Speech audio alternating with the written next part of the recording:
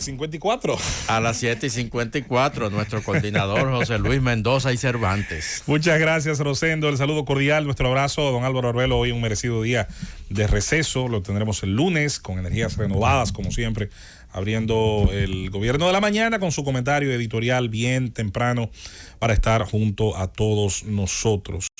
La semana llega a su fin, no sin antes saludar a todos nuestros queridos compañeros que hacen un trabajo formidable entre los micrófonos de esta Z101 como cada día, a la producción de esta empresa, esta emisora, don Bienvenido Rodríguez Durán, y por supuesto al pueblo dominicano que está ahí cada día escuchándonos, no necesariamente porque nos dé la razón siempre, sino porque se entera de los temas, se informa y se va haciendo su opinión con la información que recibe. Eso es importante destacarlo. Somos una sociedad un tanto más crítica cada día y eso es bueno. Eso nos hace un poquito más defensores de nuestro propio criterio personal. Miren, la economía, sobre todo como la estudió Carl Menger, aquel gran padre de una nueva escuela económica que surgió a finales del siglo XIX, más que un conjunto de fórmulas matemáticas, más que un conjunto de números, más que el cálculo de magnitudes, que es muy importante, de hecho la econometría es una rama muy importante de la economía, no deja de ser el estudio de las actividades humanas, porque probablemente casi todo lo que hacemos fuera de nuestro marco de acciones tal vez sentimentales o espirituales o fuera de la cosmovisión más básica del ser humano, todo cuanto hacemos suele tener un efecto en la administración de nuestros recursos. Es más, Max Weber, uno de los padres de la sociología moderna, incluso en uno de esos análisis más importantes que la humanidad tiene, correlacionó en un momento dado ciertas creencias religiosas, en el caso del protestantismo, con conductas que de alguna manera coadyuvaron a la generación de lo que conocemos hoy como el capitalismo moderno. Es el trabajo Ética del Trabajador Protestante, que es un trabajo clave para entender sobre todo la evolución en Europa, en la Europa postmedieval y antes de llegar a la época contemporánea, de las fuerzas económicas, los modelos de producción y los modelos también de consumo, sobre todo en la Holanda y en Suiza posterior a la Reforma. Hago esta introducción y vamos a aterrizarla quizás para el más común de los dominicanos, en el entendido de que la economía, más que alejarse del común de los seres, por las grandes fórmulas y las citas de autores y las citas enjundiosas de investigaciones muy profundas, nunca puede alejarse tanto del ser humano como para no ver la naturaleza de sus actos. ¿Cómo afecta la inflación al dominicano de abajo? Tenemos que hacernos esa pregunta. El dominicano de abajo no está leyendo todos los días los informes del Banco Central. No le interesa tal vez tanto aprenderse el glosario económico de los economistas más profundos. A lo mejor usted le pregunta cuál es la diferencia entre una estanflación, por ejemplo, y un default, y ni sabe ni le importa porque tiene sus ocupaciones, son tan poderosas sus ocupaciones y sus compromisos en su día a día que a lo mejor se le hace difícil, más allá de que hay muchos jóvenes, por cierto, estudiando economía y áreas afines que sí tienen un gran criterio y un gran conocimiento de esas áreas. Ahora, ¿cómo afecta al común de los dominicanos? Hace un tiempo, y dicho sea de paso, recuerdo iniciando la administración pasada, para el 2016-2017, el Banco Central tenía una campaña educativa que yo, dicho sea de paso, he aplaudido siempre, ojalá la retomen actualmente, donde le daba educación al pueblo dominicano en un glosario de términos y con unas caricaturas muy bien hechas, dicho sea de paso, quien sea que las hizo, las animó muy bien, de lo que significaban ciertos términos, y uno de ellos, y no es casualidad que fuera el primero de esa campaña educativa, era la inflación. El Banco Central, su mandato de ley, usted sabe qué es lo que dice, lo primero que dice, y casi lo único, es defender el poder adquisitivo de los dominicanos con medidas antiinflacionarias. Hay países que no tienen bancos centrales porque igual el mundo a veces se nos hace tan parecido al nuestro que creemos que todos los países tienen las mismas instituciones. En Estados Unidos el rol del Banco Central lo cumple la Reserva Federal. En países como Panamá, donde no hay un banco central, hay una autoridad monetaria que cumple, digamos, las veces al momento de marcar la política monetaria.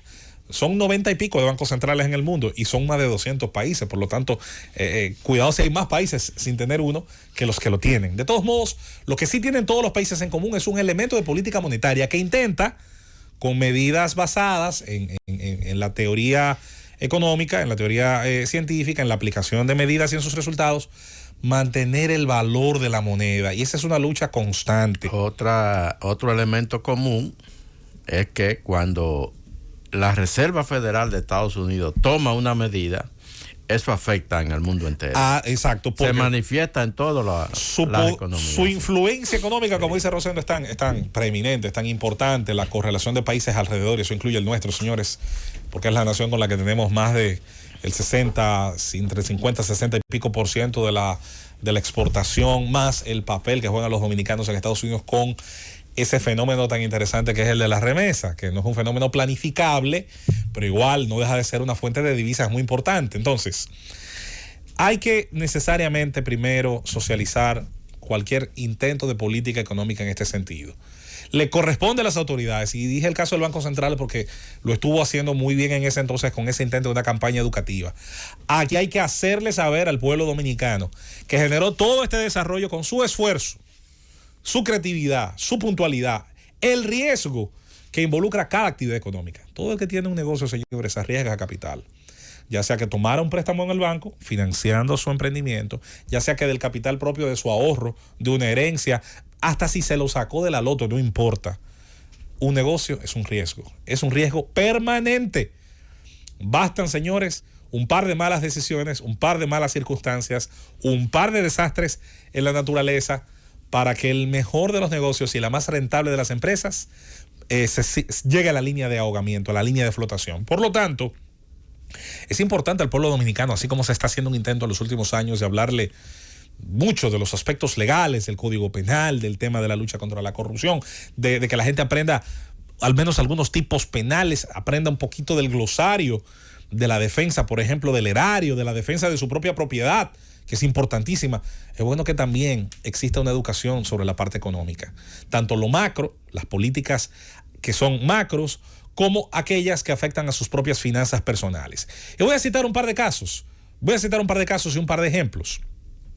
El problema de la inflación, que para muchos tiene incluso un carácter ideológico, porque no lo ven igual, las distintas escuelas de pensamiento en economía no ven igual de dañino el hecho de que se pueda, por ejemplo, imprimir grandes cantidades de dinero inorgánicas que no tienen su sustentación en bienes y servicios.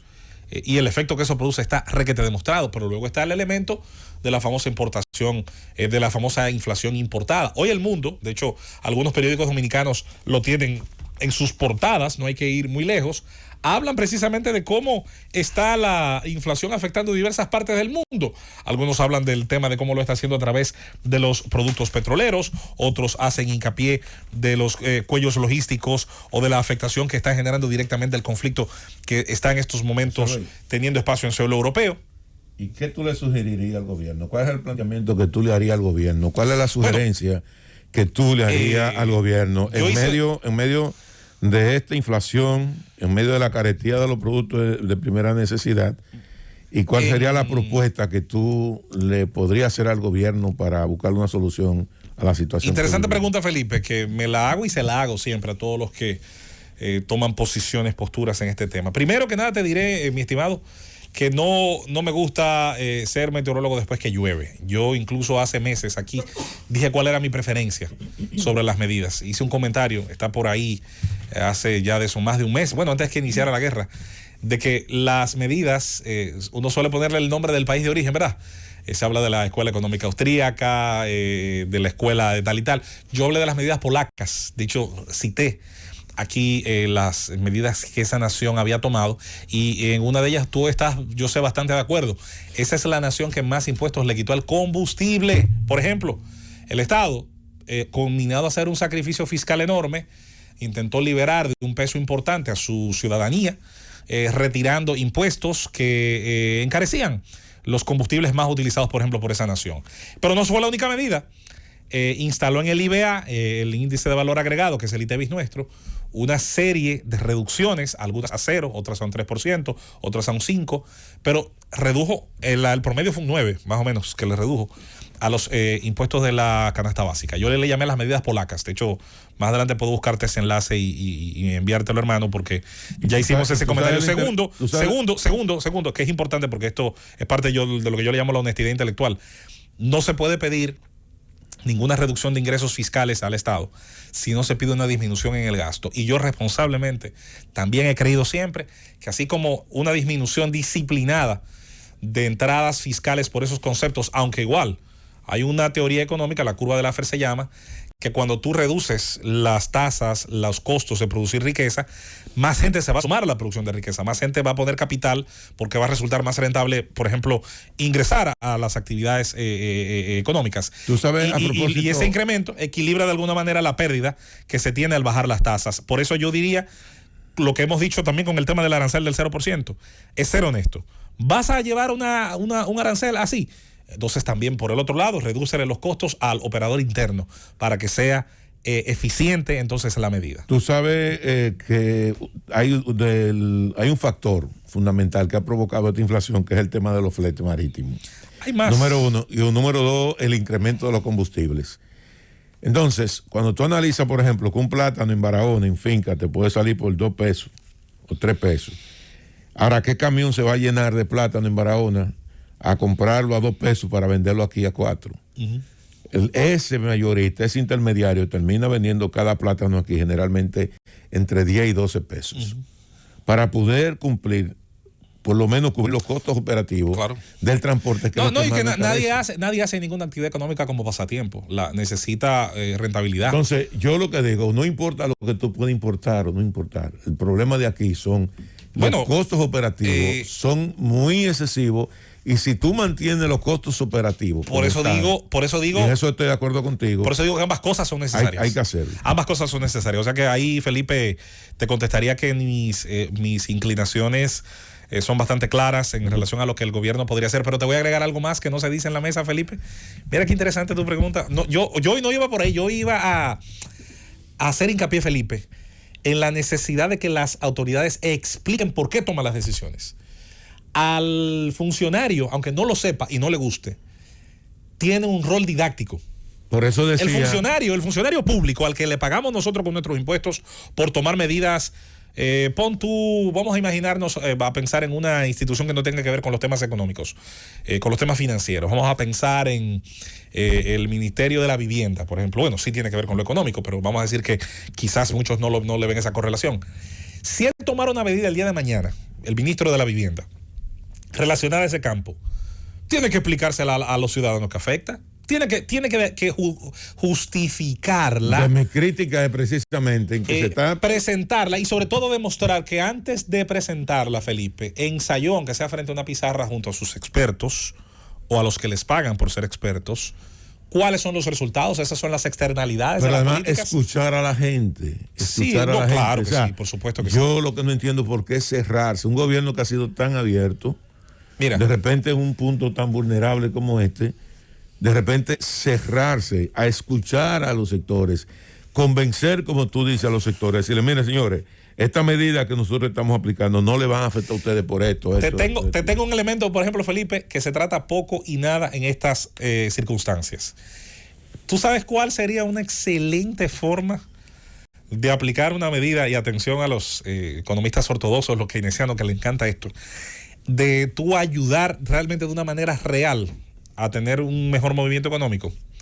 Solo con las deudas del Estado, ¿tú juegas con eso? El Estado Dominicano, por ejemplo, históricamente es un mala paga. El Estado Dominicano acumula deudas que usted no se imagina la antigüedad que tiene. Pero el país debía hasta los otros días los terrenos del Palacio, no lo había pagado. No se han pagado los terrenos de los aeropuertos. Ni lo ha pagado tampoco. Empezaron Ni lo va a pagar. Bueno, pero por lo menos empezaron a... ¿Quién se atreve allá a cobrar el Palacio? Empezaron a por lo menos verificar los títulos y cosas. De todos modos, solamente, Felipe, ¿qué le pasaría a un funcionario del gobierno que vaya a cobrar los terrenos del Palacio? Me voy a obviar esa parte.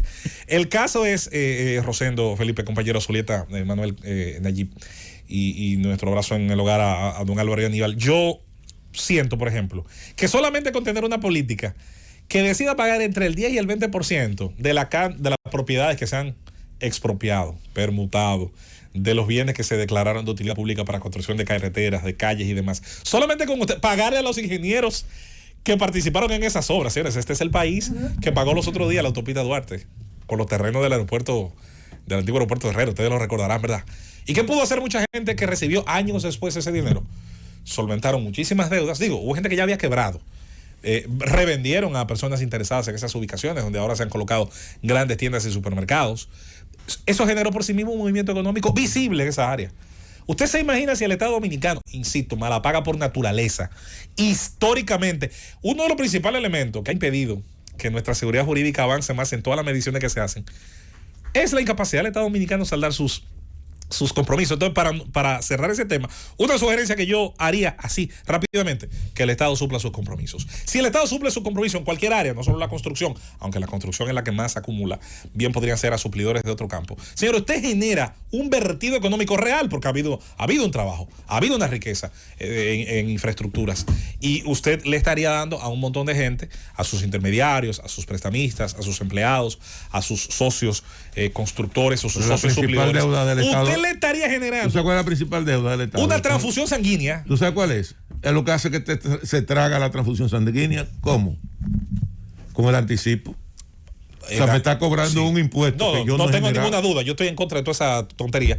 Pero igual, vamos a decir que generaría algunos aspectos de rentabilidad, aunque sean mínimos. No son los que deberían, pero tal vez igual lo generaría. De manera que concluyo diciendo, primero, el propósito original. Todas las instituciones públicas, Felipe, compañeros, tienen la obligación de socializar sus decisiones.